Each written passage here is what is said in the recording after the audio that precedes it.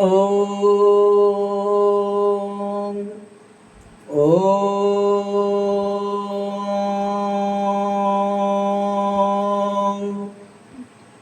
गुरु ब्रह्मा गुरु विष्णु गुरुदेवो महेश्वर, गुरु साक्षात् परब्रह्मा, तस्मै श्री गुरुवे नमः।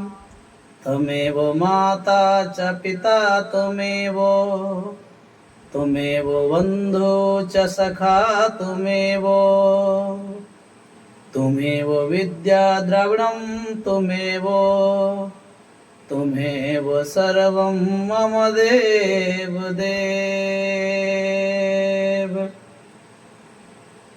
चलिए हम आज मनुष्य के चरित्र के विषय में बात करते हैं, ज्ञान के विषय में बात करते हैं, है ना।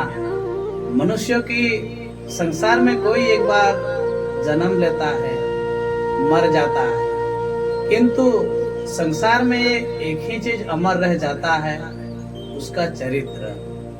चरित्र जीवन में जो चरितार्थ किया है इस संसार में, इस संसार में जो चरितार्थ किया है वही चरित्र के साथ उसका नाम, कीर्ति, यश इस संसार में अमर रह जाते हैं। तो चलिए, कहा जाता है संगति को चरित्र से जोड़ा जाता है, क्योंकि किसी भी व्यक्ति का चरित्र इतना प्रबल नहीं होता कि वह आसपास की स्थितियों को प्रभावित कर सके। चरित्र बगैर सफलता के भी रह सकता है, चरित्र बगैर सफलता के भी रह सकता है। चरित्रवान बनो, संसार स्वयं तुम पर मधु होगा, फूल खिलने देंगे तो मधुमक्खियां स्वतंत्र ही चली आएंगे। कहा जाता है, कहने का बात है, संसार में आपका चरित्र गुण अच्छा होगा तो आपको आदमी के पास जाना नहीं पड़ेगा, क्योंकि आपका चरितार्थ इतना मधुर होगा, बोली वचन व्यवहार इतना सुंदर होगा जो कि किसी को बुलाना नहीं पड़ेगा, वो अपने आप स्वयं आ जाएगी। कहते हैं, जिस मानव को अपने ऊपर काबू नहीं है और दुर्बल चरित्र वाला है, वह उस सरकंडों के समान है जो वायु के झोंकों पर झुक जाता है। संसार में कहने की बात है, संसार में प्राणी का अंदर हौसला, उमंग और सहनशील शक्ति नहीं है, तो छोटा मोटा दुख तकलीफ विपत्तियों पे वो गिर सकता है और वो अपना मार्ग भटक सकता है। तो संसार में आज हमें देखने को मिलता है, कोई मनुष्य किसी काम को ठान लेते हैं तो अगर वो ठाना हुआ काम को कर नहीं पाते हैं तो अपने आप में वो लोग हार मान लेते हैं और प्राण त्याग देते हैं, जीवन से हार बैठते हैं। तो ये हारना मनुष्य का काम नहीं है। जिस प्रकार एक बच्चा चलने के प्रयत्न में गिरता है, उठता है, फिर गिरता है, फिर उठता है, तभी जाके वो उड़ान भर सकता है। तो इसी प्रकार जिस मानव को अपने ऊपर काबू नहीं है और दुर्बल चरित्र वाला है, वो उस संकटे के समान जो वायु के झोंकों पर झुक जाता है। मनुष्य का चरित्र वह वस्त्र है जो विचारों को धागों से बनता है। मनुष्य का चरित्र वह वस्त्र है जो विचारों के धागों से बनता है। चरित्र निर्माण के 3 आधार स्तंभ है: अधिक निरीक्षण करना, अधिक अनुभव करना एवं अधिक अध्ययन करना। ये मनुष्य का लक्षण होता है। जो जितना अपना भविष्य के बारे सोचता है, विचारता है, करता है, उसे उतना ही उसे फल मिलता है। किंतु कोई अपना जीवन को कोई दाव लगाता नहीं ना, जीवन को कोई परिश्रम में लगाता नहीं ना, और इस बुद्धि को कोई ज्ञान में लगाता नहीं ना, इसीलिए मनुष्य को ये संसार से लज्जित होना पड़ता है, दुखी होना पड़ता है। क्योंकि चरित्र ही एक ऐसा दर्पण है जिसे हम प्रतिदिन देखते हैं, और उसी दर्पण से हमें हमारा वास्तविक कर्म, धर्म, नीति, शास्त्र अध्ययन में हमें काम देता है। किंतु हमें उस चीज का ज्ञान नहीं है, तो हम जीवन में अपना चरित्र को हम बदल नहीं सकते हैं। किंतु अपना कर्म से ही हमारा चरित्र बदला जा सकता है। चरित्र का सीधा संबंध हमारे हृदय से निकले जान विचारों से है, जो कल्याण की खोज करते हैं। और नारी के गुण पुरुष में तब आते हैं जब वह महात्मा बन जाता है। नारी में पुरुष के गुण आ जाते हैं तो उल्टा हो जाती है। कहने की बात है, नर नारायण रूप है, जो कोई जाने जो कोई परखे रूप, जो न परख सके तो नर नारी सो कहाए। जो ईश्वर को जो पहचान लेता है, जान लेता है, इस शरीर को पहचान लेता है। शरीर का आकार अलग अलग होता है, किंतु उसमें रमण करने वाला जो जीव होता है वो नारी में भी वही होता है और पुरुष में भी वही होता है। तो कहते हैं ना, अधिक कांसा पुरुष के नारियों में वह खोजते हैं, जिसका स्वयं उनके चरित्र में अभाव होता है। और चरित्र की शिक्षाएं विद्वान और श्रेष्ठ कर्म करने वालों से प्राप्त कर खट्टे स्वभाव के व्यक्ति को निकट ना आने दे। कहने की भाव है, जो सद्गुणी लोग हैं, जो गुणीवान है, उनकी वाणी, उनका शिक्षा, उनका व्यवहार, उनका चरित्र को आप अपने जीवन में उतारें। और जो अगुणी लोग हैं, उसका चरित्र को तो छूना दूर की बात, उसे अपना जीवन में आसपास भटकने भी नहीं देना चाहिए। ये हमारा सीख होता है। किंतु आज जो नेगेटिव है उसे सब कोई पकड़ता है, पॉजिटिव को सब छोड़ देता है। कहने की बात, मुस्कुरान और मदद, ये दोनों ऐसे इंद्रियां हैं जिन्हें जितना अधिक दूसरों पर छिड़केंगे उतना ही अधिक सुगंध आपके अंदर आएगी। कहा जाता है कैरेक्टर निर्माण संपूर्ण जीवन का अभ्यास है। कैरेक्टर निर्माण संपूर्ण जीवन का आधार है, अभ्यास है। यह श्रेष्ठ आध्यात्मिक तत्वों की मार्ग करता है। विश्वास, साहस, उदारता, निम्रता, ईमानदारी, कुलीनता और त्याग भावना, ये सब जीवन का एक सुंदरमय श्रृंगार है। कहा जाता है, एक विशेषता व्यक्ति को दाया, गाया, शीर्षक इसके योग्य बातचीत होगा। और शिक्षा का उद्देश्य चरित्र निर्माण है और स्वयं पर नियंत्रण न रखना चरित्रहीनता की निशानी है।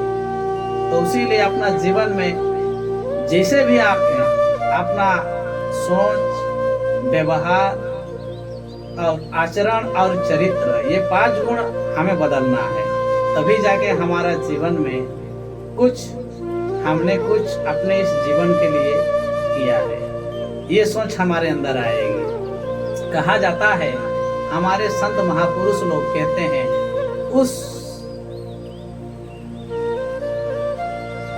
सुंदर चेहरे की कोई मूल्य नहीं है जिसकी नियत खराब है। उस सुंदर चेहरे का कोई मूल्य नहीं है जिसकी नियत खराब है। एक चरित्रवान व्यक्ति को पसंद किए जाने के लिए अन्य वकीलियत का होना जरूरी नहीं है। कहते हैं हमारे संत पुरुष, अपने स्वाभाविक मान को आत्मा की तरह शरीर के भीतर रखता है, वह व्यक्ति महान चरित्र का धनी होता है। आप श्रेष्ठ हो या हीन, परिकर्मी हो या कायर, पवित्र हो या अपवित्र, यह आपके चरित्र से ही मालूम पड़ जाता है। उसीलिए हमारे साधु संत कहते हैं, नर तेन मिले कई जन्मों से, जो निभाना पड़े एक जन्म, जन्म तो 1,84 में फिरे, उसे देखा जाए एक। तो इस संसार में जो जीवधारी महापुरुष होते हैं वो अनेक प्राणियों के अंदर विचरण करते हैं, लेकिन वास्तविक में वो एक जगह स्थिर रहते हैं। और कहा जाता है, अगर आपके चरित्र का निर्माण हो गया है तो बाकी अपने आप ही हो जाएगा। स्वामी विवेकानंद बहुत सुंदर बात बोलते हैं जो कि सीखने लायक है। आचरण अच्छा हो तो मन में अच्छे विचार ही आते हैं, और चरित्र वृक्ष है और प्रतिष्ठा उसकी छाया। चरित्र वृक्ष है और प्रतिष्ठा उनकी छाया। आत्मा समान का नींव चरित्र होता है। एक चरित्रवान इंसान कभी भी अपने पद और अपने शक्ति का भरपूर फायदा नहीं उठा सकता है, क्योंकि ये शक्ति परम पिता का दिया हुआ वरदान है, और धर्म अधर्म, न्याय और अन्याय पर ही ये शक्ति का प्रयोग किया जाता है। किंतु अभी का वास्तविक प्राणी यदि किसी ताकतवश किसी चीज को पा लेता है तो मानव को सताने में, मारने में, उसे दुखी करने में अपना पावर का इस्तेमाल करता है। तो ये मनुष्यों का ये स्वभाव नहीं है। तो इसीलिए हम अपना सोच विचार बदले और हमारे अंदर में वो सद्भावना लाएं, तभी जाके हमारे अंदर वो कल्याण होगा। और जो हम गुरु से जो सीखते हैं, कहते हैं ना, बंदो गुरुपद कंज कृपा सिंधु नर रूप हरि, महापुंज महामोह पुंज जासु वचन रवि निकर। जैसे गुरु महाराज की करनी सूर्य के समान होता है, उसी प्रकार हमारा जो अपना वास्तविक जो चरित्र है वो ईश्वर का देन है, और इसे हमें सुंदर, सुशील और गुणी बनाना चाहिए, बल्कि इसे कायर नहीं। कहते हैं, औरत की चरित्र का पता भगवान नहीं लगा सकता है। औरत की चरित्र का पता भगवान नहीं लगा सकता। फिर तो इंसान तो भगवान के हाथ की कठपुतली है, तो इंसान इसे कैसे जान सकता? किंतु इसे जाना भी जा सकता है तप के द्वारा, योग के द्वारा, ध्यान के द्वारा, भक्ति के द्वारा। तो ये जानने के लिए हमारे अंदर वो सोच, वो भावना को हमें जागृत करना होगा, और वो सोच भावना को जागृत करने में हमें मदद करते हैं हमारे सदगुरु। और हम लोग सदगुरु की चरण में नहीं आते हैं, इसीलिए हम लोग चरित्रहीन हो जाते हैं, अज्ञानी हो जाते हैं, मूढ़ लोग हो जाते हैं। हमारे पूर्वज महर्षि सब कह के गए हैं, जमीन के चक्कर में जो जमीर बेच देते हैं वो अमीर नहीं गरीब हैं। जो कि धन को हमेशा जेब में रखना चाहिए, दिमाग में नहीं। और लोग पैसा कमाने के लिए अपने बुद्धि, दिमाग और जो स्मरण शक्ति है उसे हर समय धन कमाने में लगा देते हैं। तो उसीलिए मनुष्यों का अंदर चरित्र, सद्विचार नहीं होता। मेरा कहने का भाव है, आप सबको बहुत कुछ समझना होगा, बुझना होगा, तभी जाके आप लोग ये बात समझ सकेंगे। चरित्र उस व्हाइट पेपर की भांति है जिस पर धब्बा लगने पर उन्हें मिटाना कठिन है।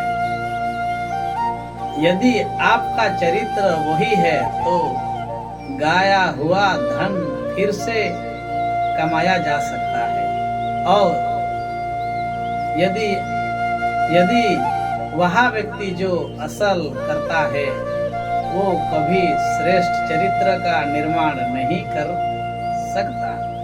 यदि कोई तुम्हें नजर अंदाज कर दे तो बुरा मत मानना, क्योंकि लोग अक्सर अपनी हैसियत से बाहर महंगी चीज को नजरअंदाज कर देते हैं। और रोटी कमाना कोई बड़ी बात नहीं है, लेकिन परिवार के साथ रोटी खाना बड़ी बात है। संसार में आज प्राणी को देखना, परिवार में उसका भरपूर मात्रा परिवार होगा, लेकिन वो ज्यादातर बाहर इधर उधर खाना, ऐश मौज करना, ये सब को वो लोग अपना कार्य में जोड़ देते हैं और इसी काम को लोग महान समझते हैं। किंतु आदमी कमाता है उस परिवार के लिए, और जब उस परिवार के साथ बैठना, उठना, खाना पीना, सोने का समय जब आता है तो अकेले खाता पीता है, अकेले रहता है, ऐश मौज करता है। तो ऐसा प्राणी संसार में कभी सुखी नहीं रह सकता, जो कि दूसरों का आहार छीनकर अपने स्वार्थ, अपने हित के लिए वो खाता है।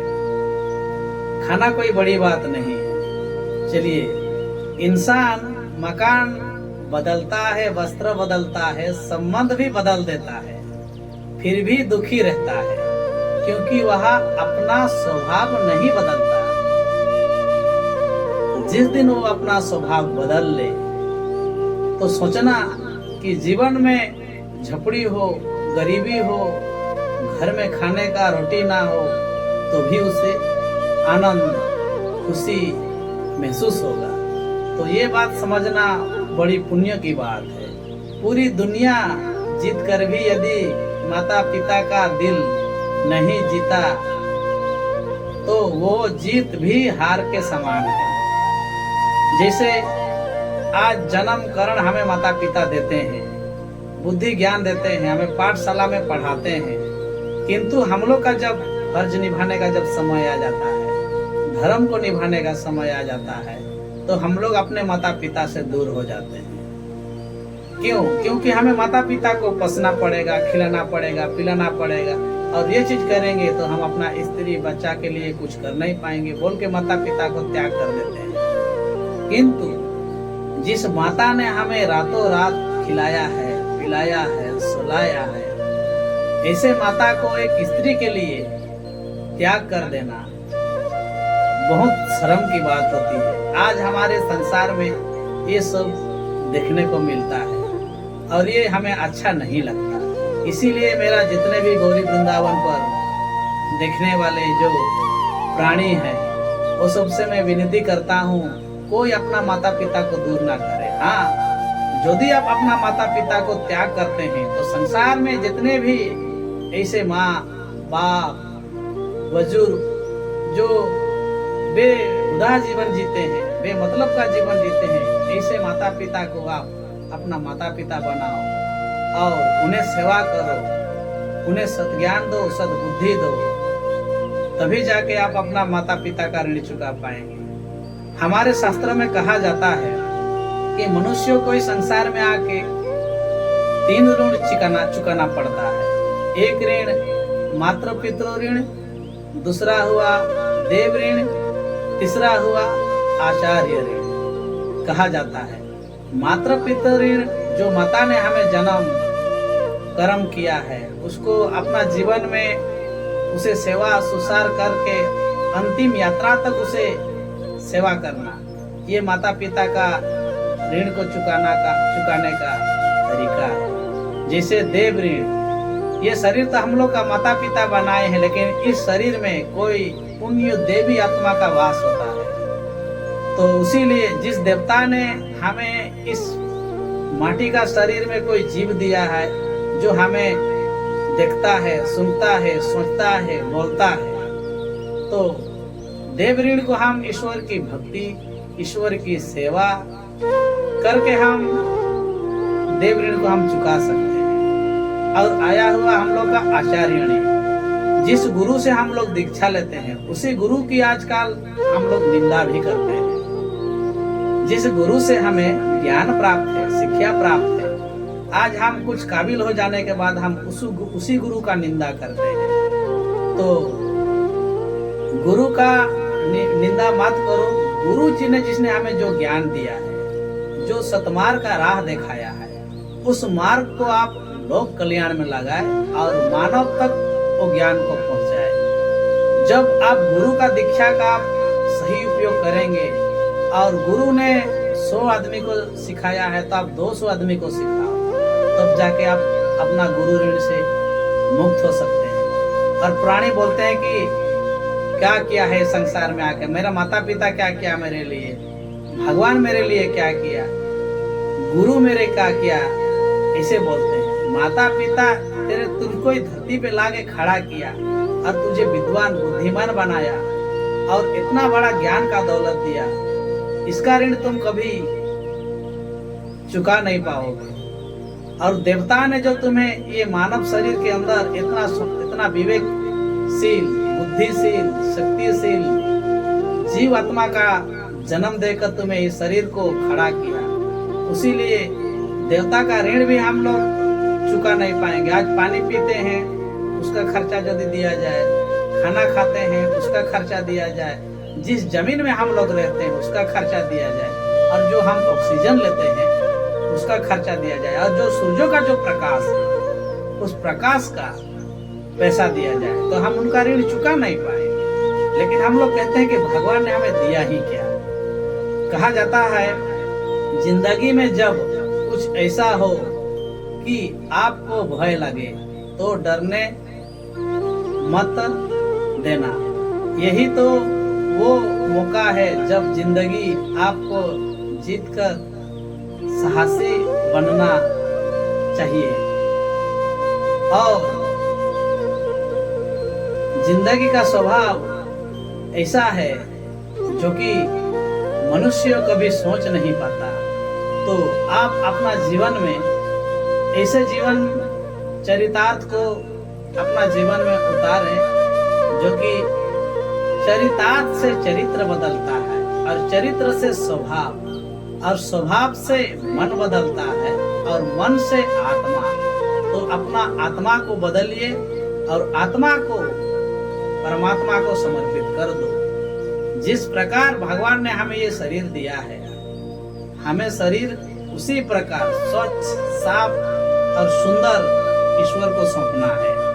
और यहाँ हम लोग आके आहार, व्यवहार, निद्रा, मिथुन, ये चारों गुण को इधर उधर करके अपना शरीर को अशुद्धि कर देते हैं, और अशुद्धि शरीर को हम ईश्वर को देते हैं। ये सबसे बड़ा हमारा पाप है। उसीलिए मैं कहता हूँ, जैसे भगवान ने आपको सजाया है, सीजा है, अंकुरित किया है, वैसा ही अपना इस जीवन को ईश्वर को समर्पित करो, अपना गुरु को समर्पित करो। आज के लिए मैं इतना ही बोलना चाहता हूँ। और यदि हमारा ये वीडियो, ये सत्संग वाणी, चरित्र सुविचार यदि आपको अच्छा लगता है तो आप लाइक, शेयर, सब्सक्राइबर, कमेंट करना ना भूलना। बस इतने कह के जय श्री राम, जय सच्चिदानंद, राधे राधे। Yeah.